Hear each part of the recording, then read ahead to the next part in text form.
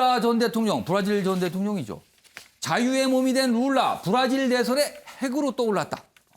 핵으로 떠올랐다. 내용 아랫부분에 있습니다. 브라질 대법원, 연방 대법원이요. 술의 혐의로 실형 선고된 거 모두 무효다. 그러면은 내년 대선 재출마길이 열린답니다. 브라질 좌파의 아버지로 불리는 룰라. 여론조사 지지율 단숨에 50%가 나왔답니다. 수감 상태였어요. 그러나 이제 풀려나게 되는 거죠.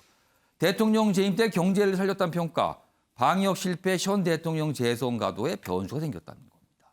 기사 하나 더 보겠습니다. 좌파 대부 룰라의 귀환, 중남미 정치 지형 태풍의 눈으로 떠올랐다. 이렇게 돼 있습니다. 박수현 전 대변인. 네. 왜 태풍의 눈이라는 평가를 받는 거예요? 지금 이 상황이요? 지금 오늘 우리 이 프로에서 예. 이 기사를 택한 이유가 있을 겁니다. 지금 예. 우리의 모습도 이렇게 한번 돌아볼 관련성이 있기 때문에 그렇거든요. 그렇습니까? 예, 우선 간단히 소개를 하면 우리 룰라 전 브라질 대통령은 초등학교를 졸업하지 못한 철강 노동자 출신이고요. 그렇죠. 구두닦이 출신입니다. 예. 그런 분이 대통령이 되었어요. 그래서 2003년에 대통령이 되어서 노동당, 집권 노동당이 집권을 했고 좌파가 이제 국가를 경영하게 되었죠. 그래서 2010년까지 대통령을 했는데 그때 물러날 때 이분이 지지율이 무려 87%였습니다. 엄청난 화제를 그렇습니다. 낳았죠. 예. 그래서 이제 그 후임 대통령에게 후계자에게는 물려주고 있었는데 갑자기 2014년에 이 브라질에 어마어마한 부패 스캔들이 일어납니다. 대형 건설업체를 둘러싼 부패 스캔들이 건설 관련 일어났는데 부패. 그렇습니다. 예. 거기에 이 룰라 전 대통령도 해변에 아파트 한 채 그리고 현금 9억 원을 받았다, 수뢰했다라고 한 뇌물 혐의와 수뢰 혐의를 받은 그렇습니다. 거네요. 돈 세탁 혐의까지 받게 되어서 이 사건으로 결국에는 그 후임 대통령은 2016년에 탄핵이 되고 그다음에 이 룰라 전 대통령도 2017년에 무려 징역 12년형을 선고를 받게 그럼 되거든요. 수감이 되는 거죠. 그렇습니다.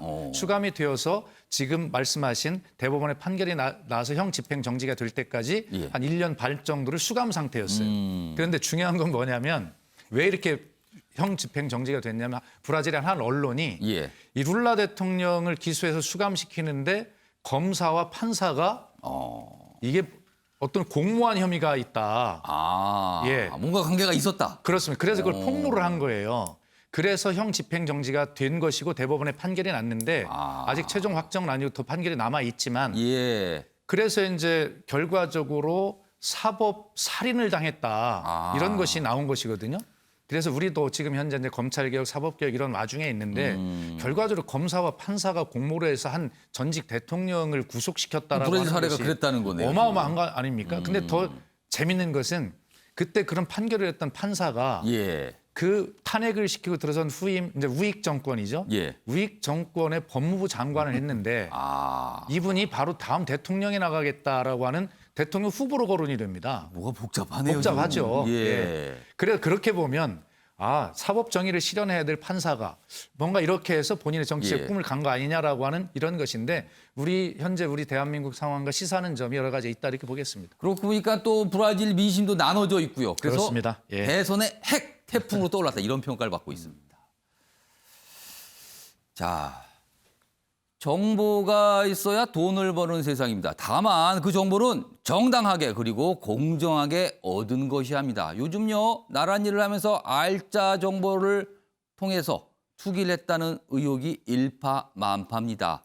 국민을 허탈하게 만드는 이번 사안, 우리 사회 초민감 이슈인 공정 문제를 또다시 건드린 것 같습니다. 아침에 매일 이경제 오늘은 여기서 마무리합니다. 시청해 주신 여러분 고맙습니다.